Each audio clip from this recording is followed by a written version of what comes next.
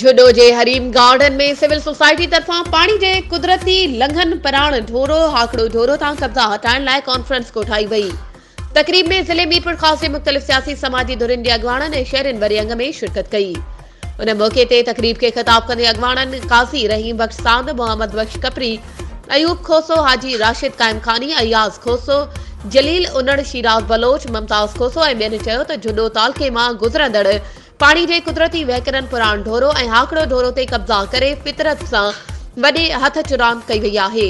पुराण ढोरो ऐं हाकड़ो ढोरो खे LBOD में मिलायो वियो आहे, जंहिंखे फौरी तौर LBOD खां धार कयो वञे।